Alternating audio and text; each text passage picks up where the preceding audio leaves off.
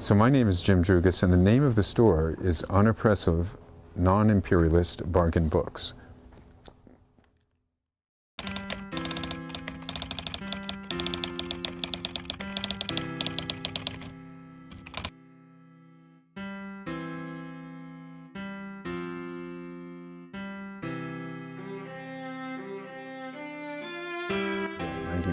When it first started. And it was this particular bookstore in the village was something in this building we found. It was actually with my wife when she came here from Nicaragua, and she wanted to get a job. So I was already wholesaling, exporting books on a large scale, but we looked around. We started out selling books on a table in front of our home, right here in front of the Lou Red Schoolhouse. They used to have a series of tables out there, and then we sold so many books every weekend, and we'd have Allen Ginsberg, the poet, would come by and visit, you know, and a customer that looks at the name of the store. So often people just read the name on the outside, and they say, "You got me just on that alone," you know, and then that description, in a way, it is a long-winded description, unoppressive, non-imperialist. Immediately, you know, it's real easy to see how a lot of those books fit into that concept. So, and then people sometimes will say, like, what does that mean, unoppressive, non-imperialist? And I'll explain, you know, well, we're unoppressive in that, on one level, it's just because the prices are so good, you know. We're not imperialist because we're not Barnes & Noble and not Amazon. We're not trying to take over the world, you know. But at the same time, yes, we're also kind of anti-imperialist too, you know, and that's the first thing that people think of, and unoppressive in the sense that, yeah, we want to be on the side of the more compassionate side of the world, and choosing really particular books from again, specifically from the bargain side of the industry, which is interesting because there's lots of bad books out there, of course, they're not all good books, but to be able to hone it and, you know, focus on the really good ones and get them before the other guy does. That's the real key in this side of the business. Getting the best, the most interesting, the most important books, which are finite in quantity because they're not reprinting them anymore. They've gone the way of, you know, what we call remainders. They're either returns from bookstores, or more often they're just overstocks that publishers said, oh man, we went too deep. We published too many. We should have printed 50,000, but we printed 100,000 of this book. So we have to dump these books cheap now. It would almost be a disservice to not present books that are worthwhile. And I think frequently books fall in my hands by accident, and I just won't sell them. I'll give them to some thrift shop sooner than put them up on the shelves, you know. Books that are going to have a positive impact on the world, and either on people as individuals or as perhaps, I mean, I'm not an ideologue. I'm not, you know, specifically embracing a particular religion or ideology exactly. But at the same time, in a way, it's almost a negative thing too. So that, for example, I'll not sell certain books. I'm not going to sell Ayn Rand books. I'm not going to sell Newt Gingrich books. I mean, that's never going to happen, you know. And it's not censorship. It's just that they're not worthy.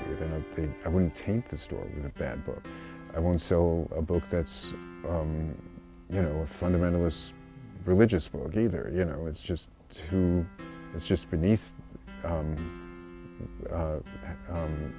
what we want to represent. I mean, it's just not.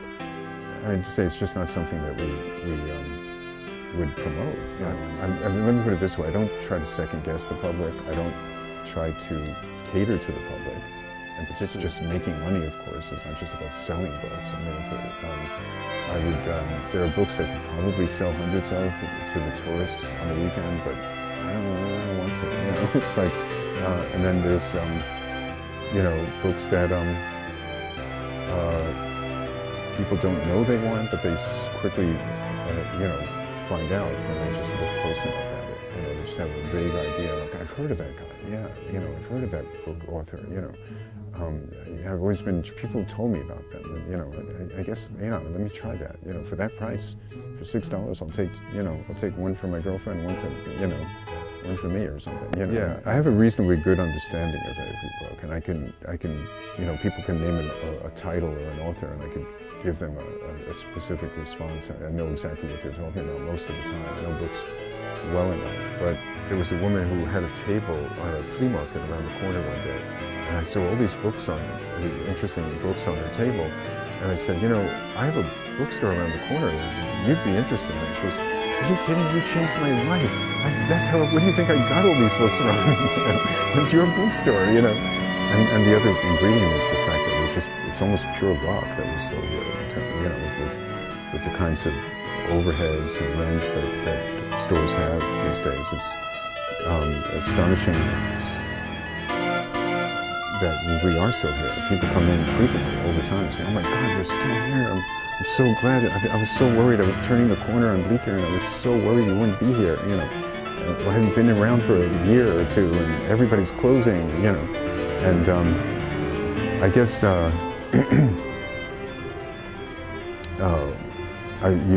just reassure people. I say, don't worry, I'll be here at least another 2,000 years, you know. And we're just going to work 7 days a week, 15, 16 hours a day, so we get so tired of it, it won't matter when the store gets shut down. But I never got tired of it, so I'm still having fun doing it. Yeah.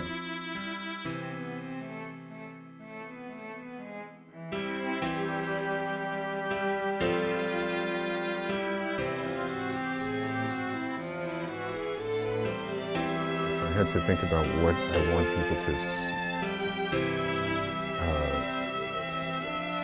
what impression I would like people to have about the story when they come in.